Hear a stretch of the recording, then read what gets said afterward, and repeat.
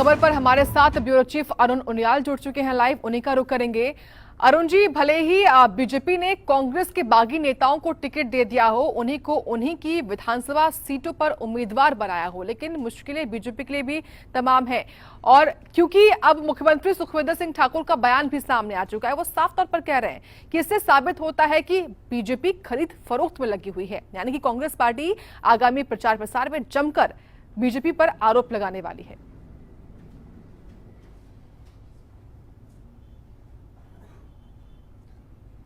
देखिए, हिमाचल में सियासत का मिजाज बड़ी तेजी से बदल रहा है। एक पल कुछ और उसके थोड़े ही देर बाद आपको कुछ और चीजें देखने को मिल रही हैं। आज जब ये बिल्कुल माना जा रहा था होली और होली के बाद आज मुख्यमंत्री के जन्मदिन के बाद चीजें हिमाचल में शांत सी दिखाई देने लगी थी, आज एक बड़ा धमाका भाजपा ने किया। ये जो 6 बागी कांग्रेस के चेहरे हैं, इन 6 के 6 कांग्रेस बागी नेताओं को उपचुनाव के लिए टिकट बांट दिए गए। यानी जो अंदेशा जताया जा रहा था क्या अपने बड़े मंत्रियों को, रामलाल मार्कंडे, वीरेंद्र कंवर, इनकी जगह भाजपा इनके टिकट को देगी या नहीं देगी, बगावत झेलने के लिए तैयार होगी नहीं होगी, भाजपा ने वो कदम उठा लिया। और सीधे तौर पर जैसे ही इसका ऐलान हुआ, सीधा हमला एक तरफ मुख्यमंत्री सुखविंदर सिंह ठाकुर ने किया है। उन्होंने सीधे तौर पर कहा कि हिमाचल प्रदेश की जनता कभी ये बर्दाश्त नहीं करती, धोखाधड़ी बर्दाश्त नहीं करती, और ये राज्य के इतिहास में पहली बार है जब हॉर्स ट्रेडिंग के जरिए, खरीद फरोख्त के जरिए किसी चुनी हुई सरकार को गिराने का काम किया जा रहा है। और भाजपा के ऊपर ये दाग लगाने की कोशिश मुख्यमंत्री सुखविंदर सिंह ठाकुर साफ तौर पर करते आए हैं। और उन्होंने जब बयान वो ये दे रहे थे तो हिमाचल की राजनीति के अंदर आज बड़ी तेजी से 3 चीजें बड़े घटनाक्रम के रूप में देखी गई। एक तरफ रामलाल मार्कंडे जो पूर्व मंत्री हैं लाहौल स्पीति के, उन्होंने ये ऐलान कर दिया कि वो अगला चुनाव जरूर लड़ेंगे। ये जो उपचुनाव है, वो चुनाव जो लड़ेंगे वो कांग्रेस की टिकट पे होगा या निर्दलीय होगा, इसका फैसला करेंगे। लेकिन कल वो शिमला की तरफ रुख कर रहे हैं और माना यह जा रहा है मुख्यमंत्री सुखविंदर सिंह ठाकुर से मुलाकात कर सकते हैं।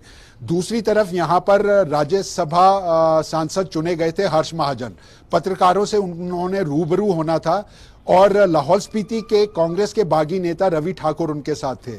वो जैसे ही शिमला के रिज मैदान पर आशियाना होटल पहुंचे तो वहां कांग्रेस के यूथ ब्रिगेड जो है वो वहां पर पहुंच गई, उनका घेराव किया।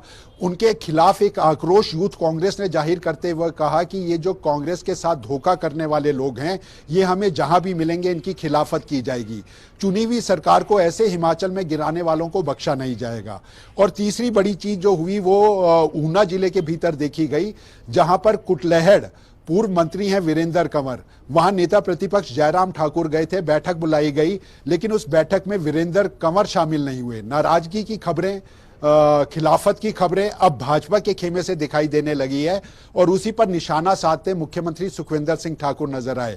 लेकिन जब वो ये बात रिज पे ब्लड डोनेशन कैंप के दौरान मीडिया के साथ कर रहे थे तो उन्होंने एक बात को और साझा किया। हिमाचल प्रदेश में भाजपा के 25 जो विधायक हैं वो भी घुटन महसूस कर रहे हैं। रामलाल मार्कंडे और राकेश कालिया ऊना जिले के भीतर इन्होंने अपने इस्तीफे, इन्होंने पार्टी के खिलाफ जाकर चुनाव लड़ने का ऐलान कर दिया है। लेकिन अभी भी भाजपा के चुने हुए 25 विधायकों में भी ऐसे कुछ लोग हैं जो घुटन महसूस कर रहे हैं और वो कांग्रेस के संपर्क में हैं। यानी राजनीति पल पल हिमाचल प्रदेश की बदल रही है।